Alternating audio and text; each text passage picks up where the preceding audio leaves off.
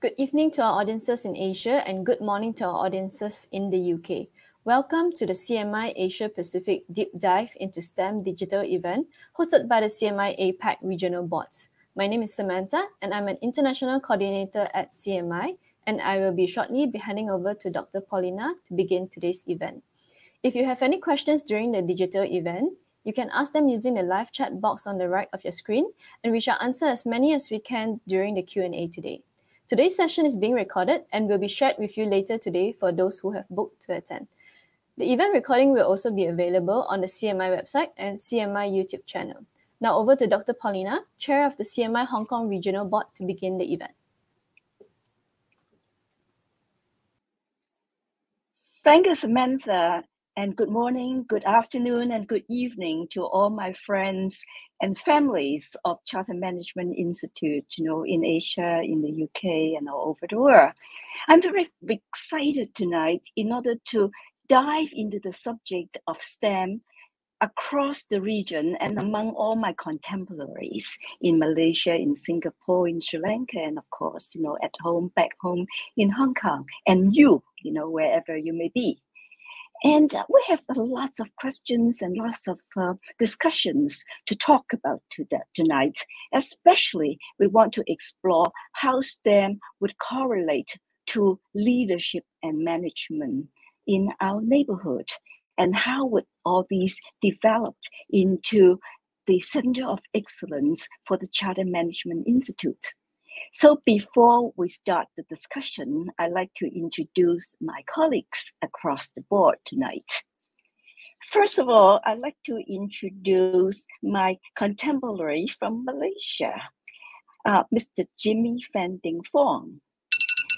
Jimmy is a specialist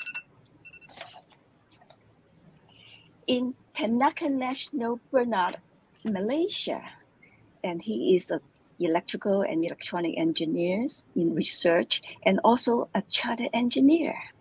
And Jimmy Van Ding Fong has recently 2 decades of industrial experience serving for Fortune 500 companies and top 300 global electrical utility company.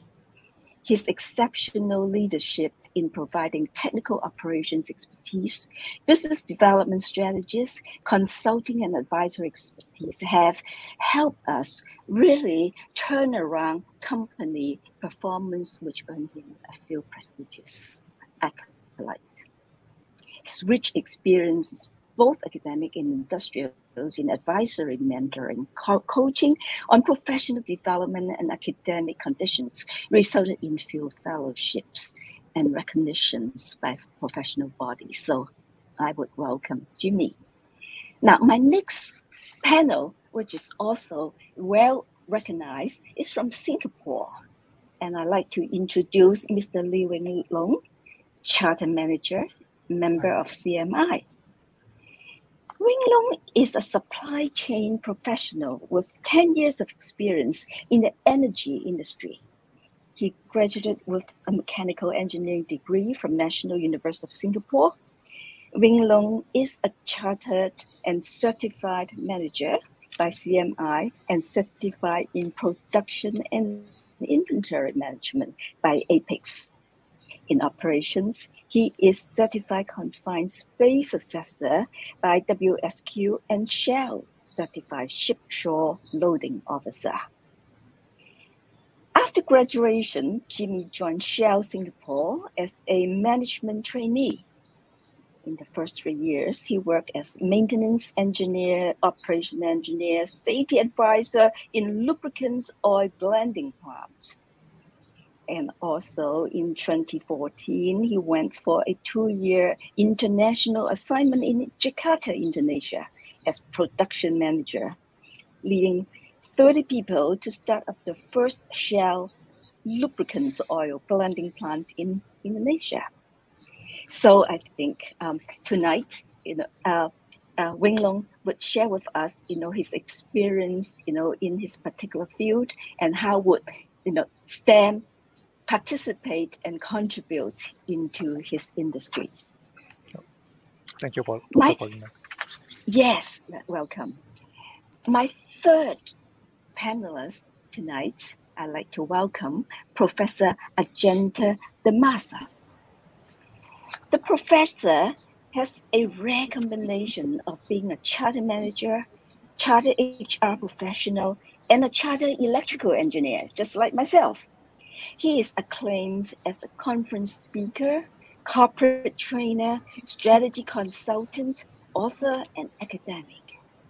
He was the director or chairman of the board of management of Postgraduate Institute of Management, University of Sir Edward Jainpura, Sri Lanka. The professor is also an adjunct professor at Price College of Business, University of Oklahoma. He was the editor of the Pioneer Sri Lanka Journal of Management, being a Commonwealth AMDISA doctoral fellow, and also Fulbright postdoctoral fellow. And the Commonwealth postdoctoral fellow, the professor is also an independent director of several boards. So I'd like to welcome Professor Ajanta. Now, I'd like to introduce my colleagues from Hong Kong and from the Hong Kong board, Mr. Justin Leung. Justin is the non-executive director and chairman of Group Audit Committee of the YCP Holdings Global Limited. Justin is an entrepreneurial leader and senior executive with extensive experience in management consulting, financial advisory, startup practice development, and business development. He has held senior positions in YCP, McKinsey, Booz Allen Hamilton, KPMG, HP, and Chase.com. He is currently teaching at various territorial institutes and an advisor to the Entrepreneur Leaders Institute of Radcliffe Hall, University of Oxford, advisor on the Cyberport Entrepreneur Center Advisory Board Panel, as well as the board member of several listed company and professional services firm.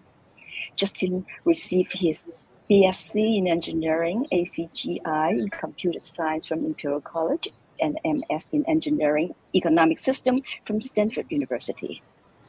He has also taken a mini MBA program and the Sloan Management Technology program at McKinsey Company.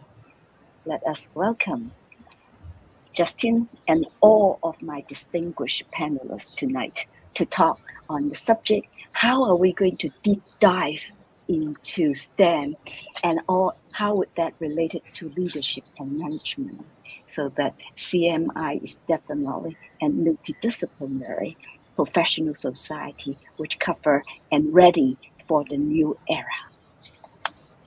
Now, I would like to pose some questions and would invite particular panelists to express your opinion on this.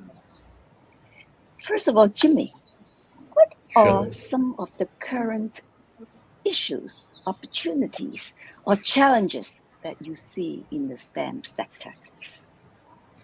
Right. Thank you so much to Dr. Paulina, and a very welcome and to all our CMI members and my colleagues from all different boards present over here. As regarding the first question on the challenges on the STEM, especially coming from Malaysia, I would say that we can look at two different angles. The first angle is those who are already in the STEM career, whether they are early entry engineers or STEM career professional, or even those who have been staying long enough. Those who have been staying long enough, for example, those who have spent more than 5 years or even 10 years down the road, at this particular moment, I would say that they have improved quite well in terms of the technical expertise, but they are mainly running on the management and also leadership in providing coaching and mentoring to the entry engineers. But for those who are at the entry level, I would say that some of them, they may try to weigh the balance between the compensation package that is offered by the industry and also in terms of the work-life balance policy actually for them they are upholding. looking at those who are at the university level or those who are at the students level, it's quite surprised to see that there's a report from the head of STEM movement in Malaysia. Also, this particular report comes from the Ministry of Education.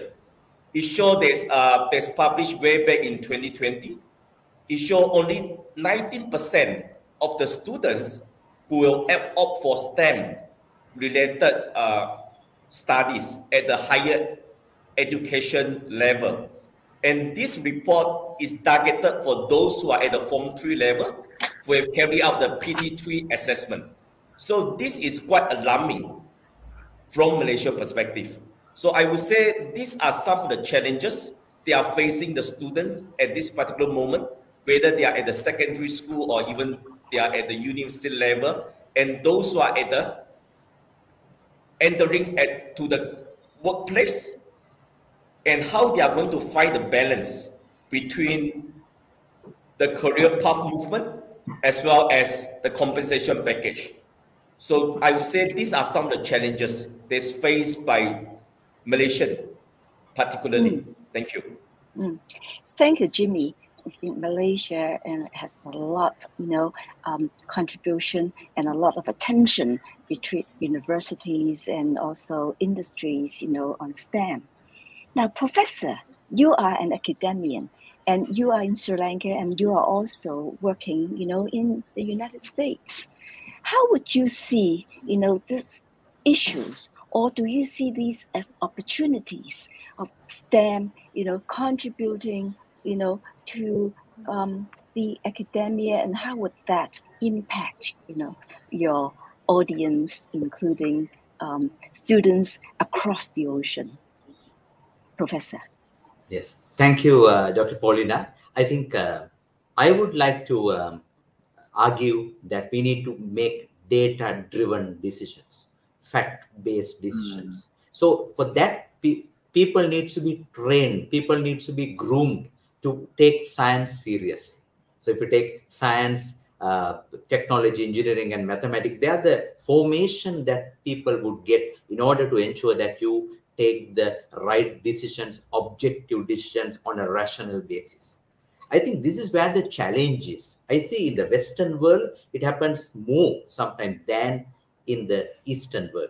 Of course, you need to have good balance between the decisions you make with your head as well as your heart, but that harmony is something which is missing.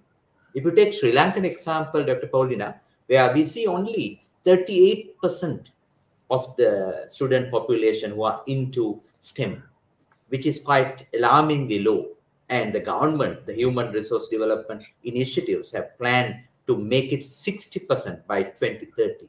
So it's a huge leap because they have calculated every 1% increase in STEM student population would contribute to 1% to the gross domestic product in Sri Lanka. So 1% GDP growth can be ensured by increasing the STEM population by 1%. So that is the level of value addition they could make to a vibrant economy. So, but we are far from the satisfactory level, but some positive steps are being taken. Thank you, Professor. Now, I'd like to turn, to a slightly different perspective, because we've heard about from the student, and the audience on academic research and development perspective. Now, I'd like to draw attention to the industry perspective. Wei Long, you are in industry, and you are in, and across, several countries also. And how would you say that, or compare and contrast, the focus on STEM before and the current focus of STEM now in the industry, especially in the oil and gas industry, which is a very important one, during the current development. So, Wei Long, could you share with us your thoughts? Thank you, Dr. Paulina. In fact, I do agree with Jimmy and Dr. Professor Ajanda. I see there are actually two current issues that is facing the STEM industry, especially in Singapore's perspective. The first one, as you can see, is a demand-supply imbalance. The demand for STEM professionals actually are increasing. but you see the supply of it is reducing. Let me cite an example. The Singapore Census 2020 analysis or study found that the percentage of university graduate in STEM field are actually reducing. To be one very interesting fact, you can see the engineering study is no longer the top choice of the male student. In fact, the business administration is one of them. And the STEM for the past 10 years, for the past decade, for the male student dropped 6% from 51 to 45%. And for the female student, actually in Singapore, from 25% to 20%. So that is in terms of student perspective. And after graduation, you see a lot of students actually do not continue the path in the STEM industry also. And finally, the competition of the STEM top talents are also very stiff across various countries. You can see maybe there are more opportunities in the STEM related careers in US and maybe in China itself. And the other part of it is actually the prospect and salary, as shared by Jimmy just now. Generally, the one in the high-tech industry pay more, but the industries such as biotechnology in Singapore growing generally just started, and we see that the opportunity or the pay scale they cannot actually match that. As for oil and gas industry, to be specific, in Singapore, generally the pay are quite competitive, and they're still able to get quite good talents coming into the industry itself. Thank you, Wei Long. Now, Justin, you have served in many companies and you have been teaching, in universities. Now, you are an entrepreneur helping in various advisory board and consultant and entrepreneur. What challenges are you facing, when you help your client develop the business? How would you see STEM get into the picture of this? Thank you, Paulina. That's a very, very interesting questions and hard-pressed questions as well. I happen to have Deloitte Global Human Capital Trend Survey. The five top skills that are required or expected from senior executives are effectively lead remotely, leadership on uncertainty and complexity, leadership through influence, leading combined workforce of human and machines, and then lead quicker. So these are the requirements of the industry, of the workforce, regardless of any industry. So we could see all of the five top skills that are required requires those executives who have good technologies or STEM capability. That's number one. And number two, based on my experience in Hong Kong and China and other places, there is a huge drive in digital transformation. So without knowledge, well, not just expertise, right? Without knowledge of knowing this, is hard for any managers to lead. So I would see there's a big trend in this area, and actually there are increasing number of STEM MBAs as well. So I'm seeing that the directions going forward. One last point that I want to make is for those unicorns in Hong Kong and China are mostly STEM related. So please, executive, boost up your skills in STEM ASAP. Thank you. Thank you. I couldn't agree more, with Justin and also with Jimmy, with Wei Long, and with the professor. I think there is an urgent need for the union of science and technology, which represented by STEM subjects, and also the requirement and the skill set demand for leadership and management. And both are all correlated very closely, especially in the current situation of development of digital transformation and globalization. Now, with all these nice opportunities I have heard, and of course, we have challenges to face. That is one point I want to bring up, is the matter of diversity. We are talking about, diversity on, gender, in culture, in age, and also diversity in disciplines, in subjects, of academic experience and so forth. Now I'd like the panelists to explore into this area. May I first ask Jimmy, how diverse is the STEM sector in Malaysia, and what issues and positives are you currently seeing, Jimmy? Well, thanks, Dr. Paulina.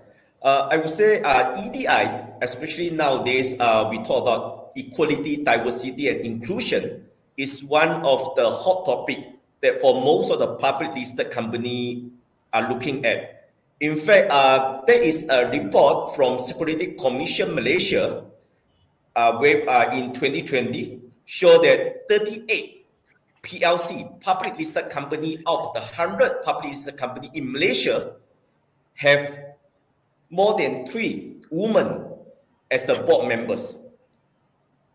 So it does show that most of the public listed company in Malaysia, they do look forward to have diversity as one of the main factors in having different opinions, different representation in the decision making at the board level. In fact, recently, our Minister of Finance did make an announcement just last 2 months during our budget 2022 presentation that there will be at least 1 woman as a board member in public listed company starting September 2022, and others will follow suit starting 1st of January 2023. So it shows that Malaysia is moving to the direction where they do require the different representation in terms of diversity, in terms of gender-based or age-based, to be included in making the right decision at the board level. Thank you. Yes, thank you, Jimmy. Professor, Sri Lanka is such a country of culture and tradition. And how would you see, the current and the future boardrooms in Sri Lanka in the subject of diversity, please? Thank you, Dr. Paulina. It's an improvement area, I would say, because according to the University Grants Commission statistics, UGC, we have 49% of the student population who are females in the STEM stream. So this is a healthy scenario where the average global percentage is 35%. So we are above that. But there's an issue here. So that issue leads to the boardroom challenges. So the issue I see is that within the STEM overall stream, we see a skewness where 70% of the biomedical streams are dominated by women, 70%. Whereas if you take engineering technology, it's only 12%. So we see this imbalance where in terms of the university intake, we see the allied health sciences like nursing and so on, 74% are female. In contrast, engineering, it's only 10% or even less than that. So you see this imbalance.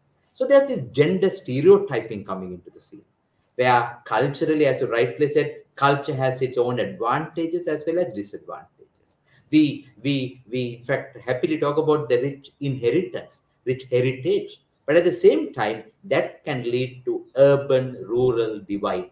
That can lead to conservative and liberal divide, where some of the ladies who are more liberal might get more geared to study mathematics, study technology, whereas some of the conservative background, they might still prefer them to do music, arts, and so on and so forth. So you see this challenge. But despite that, we make some headways. And as you rightly said, I was serving in several boards, and I stepped down because there's a rule of 9 years maximum in a non-banking financial organization.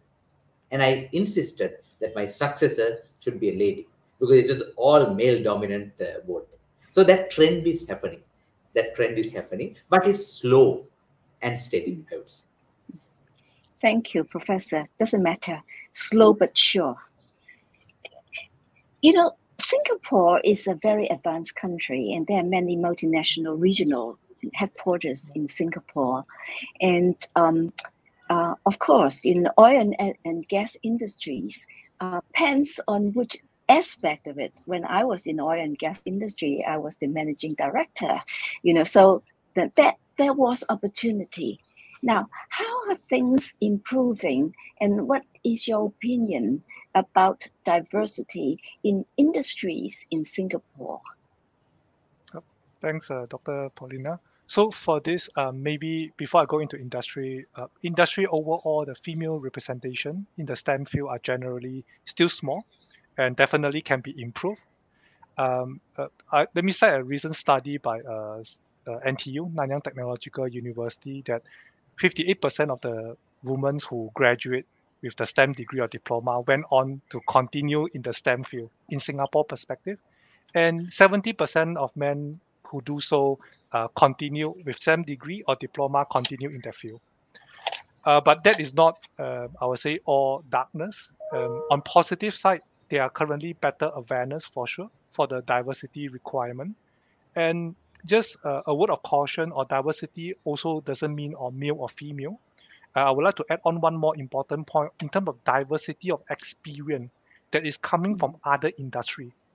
In Singapore, I think maybe in other country also the same. As you can see, COVID impacted the general economy very badly.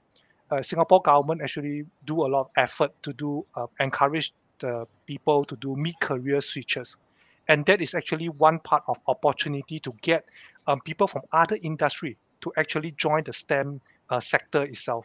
And with that wide range of experience itself, carry over the best practices from other industry is definitely value added to the STEM community as a whole. Thank you. Indeed. Like in my company, which is a think tank, we are a STEM innovation and innovative company. But we have, expertise, and we have colleagues as economists, in social sciences, and also psychologists, architects, because we have so many smart industries going on, and with the fintech, with the health tech, with the and all these, development, I can see more disciplinaries, professionals coming, and there are good diversity of men and women, and also there are good diversity of ages. Now, Justin, you are in a consulting business. How are you facing this? Have you got a lot of requirements from your clients to really explore and ask your advice, on diversity in the STEM environment? Well, honestly, I don't see a specific requirement, for diversity. But let's have a step back, right? And nowadays, the problems that the companies are facing, the organizations are facing, the governments are facing, are very complex. Or there's a common term called VUCA, V-U-C-A. These terms talking about we need to have creative and diverse ideas to solve the problems. So the inclusions or acceptance of the encouragement of diversity will help us drive better solutions for our clients. On such regards, that I would see there's a trend of more acceptance on diversities, and on the other hand, I've heard some of Jimmy and Professor's comments on the increase in boards on having more women's, etc. I think we all should have mission to open up or to drive more opportunities for diverse backgrounds so that they could rise up. One of the reason why the current boards have less women, it was because of the old traditions. I think we should be more inclusive, more encouraging, and be more acceptance various kind of talents, leverage them, give them opportunities. I think that would be the way to go. Thank you, Justin. I agree with you. And I think this is a very important about mutual acceptance, both, from the human resources point of view and also in the capabilities resources point of view. Now, talking about, capabilities and talking about skill sets, Professor, what do you think managers, who need to be considered or get better, at when managing in the STEM sector? What do you think? I think that's a great question. I would say to ensure high-tech, high-touch harmony. Sometimes if someone become overly high-tech, it leads them to an analytical extreme. They might do analysis, and end up having analysis paralysis. So on the other hand, if someone is overly emotive, always taking emotional decision, that is not good. So you need to have a healthy balance. So that's what I call high-tech, high-touch harmony. So you need to develop a whole brain approach. We know the logical left of the brain, the logical, and also the rhythmic right of the brain. So you need to have that harmony, whole brain harmony. Of course, the starting point is that you need to have a brain and you should be in the right place. So you need to have that brain, the whole brain approach. I think the managers, where they go wrong, Dr. Paulina, is that they have more like a biased approach. They have one-sided, overly emphasized. So you need to have that balance. So then your decision will be far more balanced, far more holistic, and far more non-controversial in terms of, getting the acceptance from others. Absolutely, Professor. I think we no longer are islands. I could not say that I am an engineer and I am a STEM professional and you are not, or saying that I am a professional manager and I am a business leader and I don't have anything to do with technology. Is no longer the case. I think the skill sets would need to be mutually shared, but we do not say that each camps need to be the experts of the other camps, and that is something called symbiotic influence, so that we can have a very good collaborations. Jimmy, any additional thoughts on this? Yeah, I totally agree with what Professor has mentioned just now. Especially as a manager in the STEM sector nowadays, if we are working in a very multidisciplinary field, we are not only need to be good at the technical expertise, but at the same time, we need to upgrade our management and leadership skill. To me, being a professional manager also means that you are trying to develop to become a good leader. Especially in this current environment, the COVID environment, the issue is how do you lead your team to solve certain issue at the ground level, by remotely or even by face-to-face, where actually we need to have this kind of the value, the empathy to look at this situation from a holistic perspective. And how does manager use the mentoring and coaching way to guide his people to do the work at the site to reach a very effective and efficient solution. Thank you. Yes, absolutely. Now, Wei Long, I know that you are trained as a technical professional and you are also a manager and leaders in your current field. I'd like to hear you about what are your thoughts on the learning opportunities for managers and leaders in the STEM sectors. That's where you are. Thanks, Dr. Paulina. In fact, I would say for the past decade, the learning methodology had changed quite significantly. In the past, we go to university and then we move up our rank with experience. But recently, especially during COVID, I myself experienced a different kind of learning. I would say the online digital learning. As you can see nowadays, the learning opportunity are various. There's a wealth of free courses, uh, MOOC, the massive open online courses. For example, you take it from EDX or Coursera. I myself take 2 courses from there.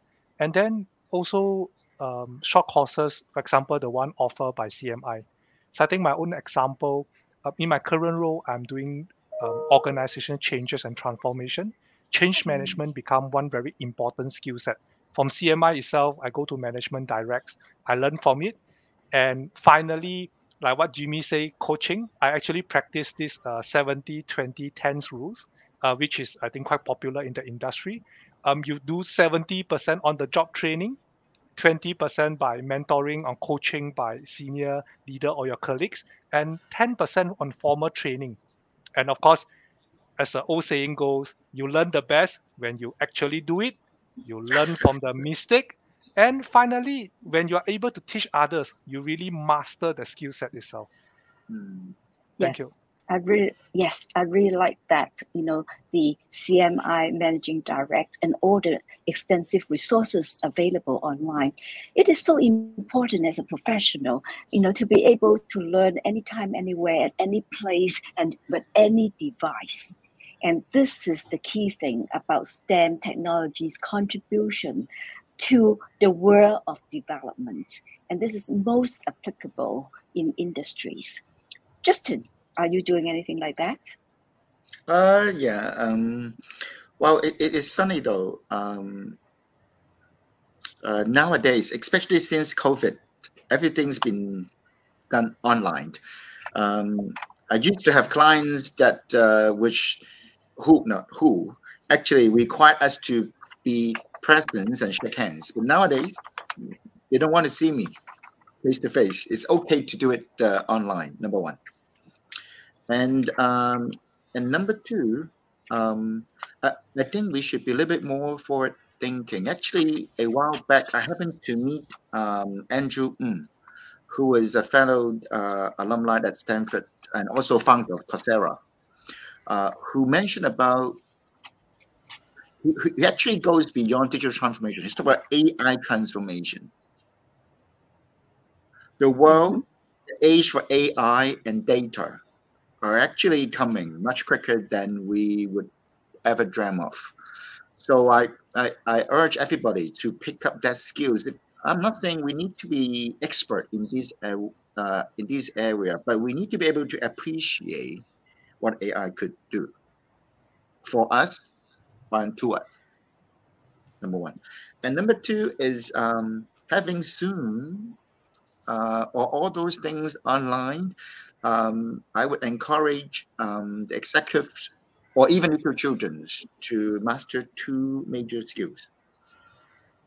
One is discipline on time management, especially behind the screen. What are you doing? The students, the employees, the executive, we need to manage our time much better.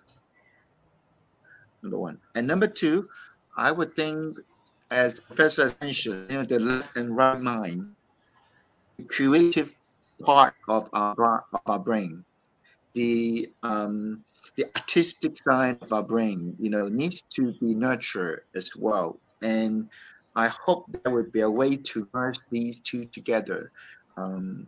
Education sector has not done well on that front yet, and I'm hoping, you know, it's more of this good program or educator like Professor could drive this forward with the lab brain merged into one super brain. Thank you. Right. You know, along this line, I think all students, you know, from pre-university, to postgraduates are very much focused into artificial intelligence, new technologies, and also for the development of education, smart education, EdTech.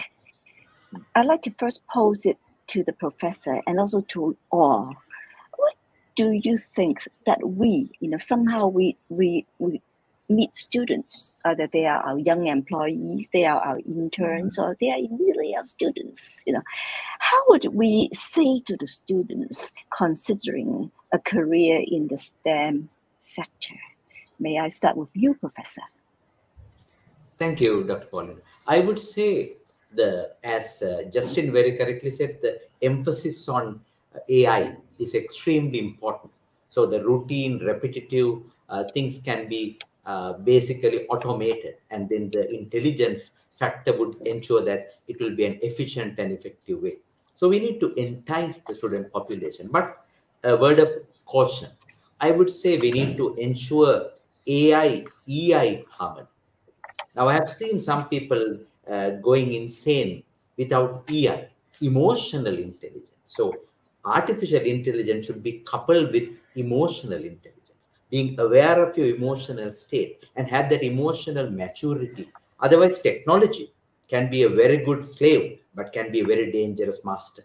So, you need to have that maturity to handle the sophistication of technology. Now, if the students are not groomed properly to have that mindset, I would argue first the mindset, then the skill set, and then, of course, the tool set. If you if you reverse the order by giving the tool set first without the right mindset, and then the skills will be chaotic and they might do more damage than doing the development. So the destruction will be more than the development if you don't have the right mindset. Right mindset requires EI, AI harmony. Then, of course, the skill set, and then use of the tool set to do wonders in the world. Yes.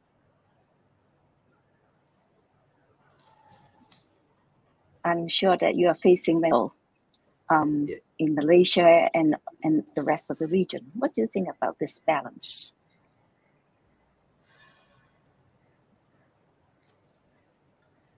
Well, I agree with what Professor has mentioned just now.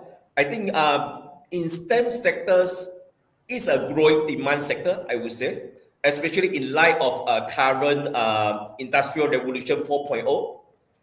And in fact, when we move towards the near future, where actually we are talking about smart city, smart utility, electric vehicle to come into the pictures, everything is related to STEM, related career or related field. So we can't run away from there. And being in STEM related field is definitely a way forward. And we do really encourage more students to get involved in STEM that will not only build up your discipline, your time management, at the same time, they do teach you how to be a good problem solver, where actually that is where most of the industry, they are sourcing a good graduate coming from the engineering industry. That's my comment. Thank you. Yeah, the same thing in Hong Kong. Would that be the same in Singapore? Because I'm sure, Wei Long, you are interviewing, students, and you are interviewing young people. What skill sets you would recommend them to take up, and what skill sets are you focusing on when you're hiring, new recruits? Yep, thanks, Dr. Paulina. I think technical skill, if you talk about STEM industry, for the student, I think basic technical skill for sure is required. Second thing, I think we look a lot on collaboration skill. As you can see, the world is changing. As what Justin mentioned, AI is coming in. Maybe AI will take up 50% of our job, but two things will not change: the creativity and the collaboration. I think collaboration able to, the student with collaboration skill able to become an effective problem solver, getting all the right people or stakeholders together to solve the problem itself.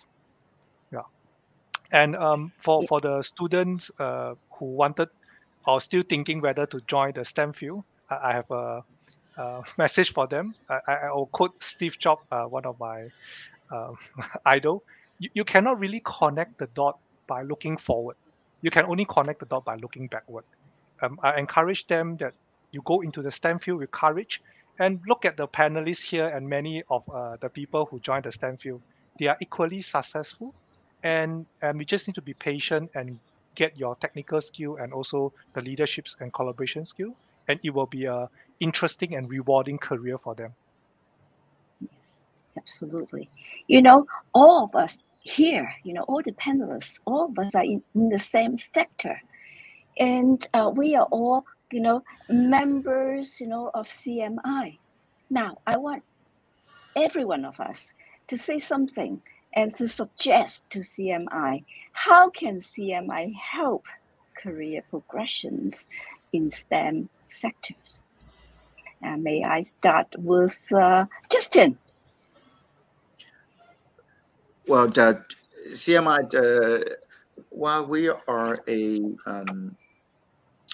pioneer in developing managers for the future, in my opinion, I think we should encourage our board, team, our members, and our affiliates, our friends, associates to promote what STEM could do for them, actually. And on the other hand, open up opportunities. I think that's the key. With opportunities, people would come and try. And of course, that one point that I like to add is, yes, STEM is very useful, but we should use it the right way, as the professor has mentioned. But some of the old ways of work, some of our old ways of work are based on limitations on technologies. But with STEM, sky is the limit. No matter you are science major, you are arts major, you are a photographer, you're a dancer, you can still come and use technology and do things differently, not like mimicking the old ways of work, but creating new ways, creating new user experience, creating new moments of truth. I think that's the way forward. Thank you. Yeah, yes. Now, Professor, you have been, you know, with CMI. What do you think CMI has been, you know, supporting STEM? What specific do you think CMI should focus on? And after that, you know, I would ask Jimmy. Yes, Professor. Well, Dr. Paulina, I think CMI can do a great job by creating a fire within the prospective leaders. So I would say let STEM be steam, add A into it. That's the arts, that's the rhythm, that's the harmony. I know one engineering faculty in Sri Lanka where they have added a non-credit course in every year, which is like a photography, which is like filming, which should be like a music. They have to have that balance. So then they are not getting overly inclined into one direction. They have that balance. So when that happens, there's a greater collaboration, there's greater creativity, as Waylon very correctly said. It is not just you are imprisoned by technology, you create new technology. So innovation can be fostered. So you need to create that climate where people thrive with regard to innovation, with regard to integration of different ideas and working collaboratively with one another. So we need to have that mindset being developed.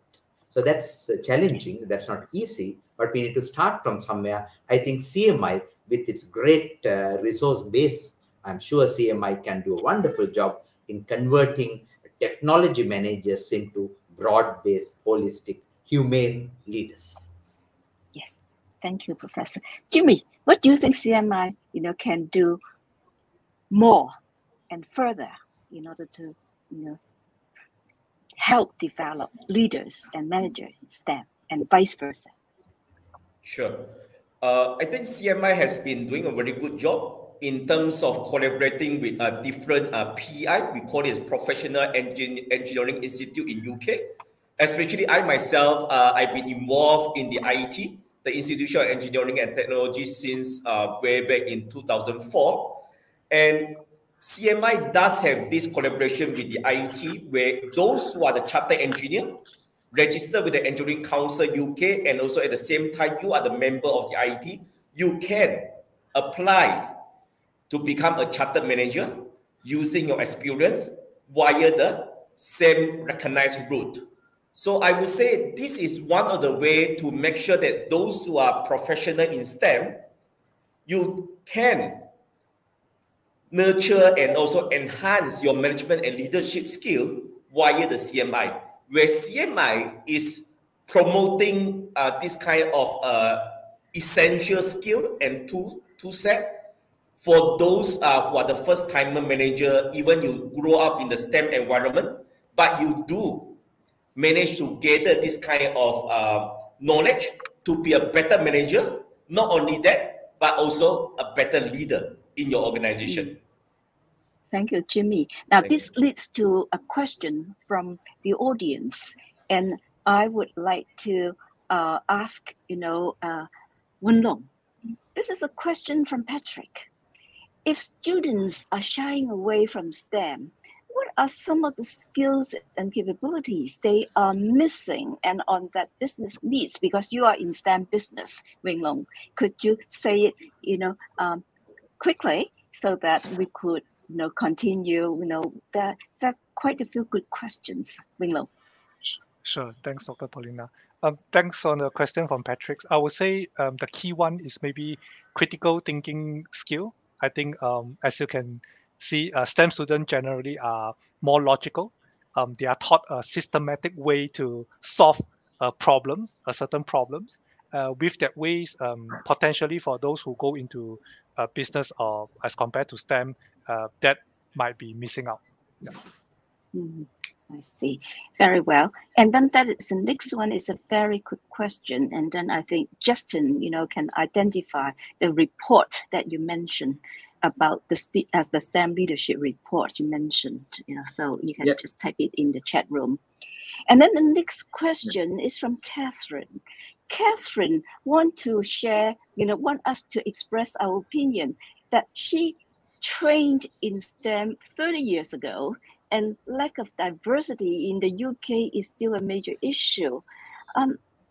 So from here, Asia Pacific, and of course we are also, many of us have experience, working overseas. Could we say could be Wen Long? How about Jimmy? What do you think? Because you have been. Well, I think when we talk about the lack of diversity in a country, it does relate to the decision maker in terms of coming up with a policy. That it does involve a government together with the NGO and also the support from the industry as well. Unless the government, they do issue certain kind of policy that require certain diversity representation in the board level or even in the university to do certain, to come up with certain decision, I think that will really help. Yeah, thank you very much. One very last question is from Justin, and I'm going to ask Justin over here. What is your advice, in relation in networking, securing mentors and finding sponsors, being a consultant, as there are ingredients to progress in careers? Well, it's a good question. This depends on individuals, huh? But however, I like to mention several things. One is the continuous learning. Number one, right? Continuous learning through CMI, through many institutes that could help. Second is have the mindset that Jimmy has, that Wen Long has mentioned. Steve Jobs mentioned, stay foolish, stay hungry. It's the attitude. It's the attitude to learn. It's the attitude to be humble. I think it's okay to go ask people. I always mentioned about information interview. Thank you It's very not much, Justin. Yeah, Yeah. yeah. As we are approaching, this is just the beginning of the conversation. And I know that we will have more and more continue. And this is a very encouraging thing as we get into the deep dive. We just dive in very lightly today, and we will continue to do that. And I welcome all the questions, and I welcome all the audience who participate with us. And I thanks for the panelists. Now I'd like to give it back to our host, Samantha. All right. So thank you very much. That's it for today's session. Thank you to everyone who joined us, and thank you, Dr. Paulina, Jimmy, Justin, Wailun, and Professor Ajanta for your insights and expertise. Don't forget, if you're a member of CMI, you can log into Management Direct using the link in the live chat, and you can find a wide range of exclusive and practical development resources and much more. And if you're not yet a member or subscriber, you can join our community via the link that's also in the live chat to gain full access to our Management Direct portal. You can also sign up to the free CMI newsletter for the latest trends and tips for managers and leaders. Please do take a few minutes to let us know your thoughts on today's event by completing the evaluation form, which we have included the link in the live chat. Thank you again for joining us, and enjoy the rest of your day. Same here. Bye-bye. Thank you. Talk to Bye-bye. you soon. Bye. Keep the dialogue going. This is just the first of the many deep dive series. I look forward to seeing all of you for the next session. Bye-bye. Thank you. Bye-bye.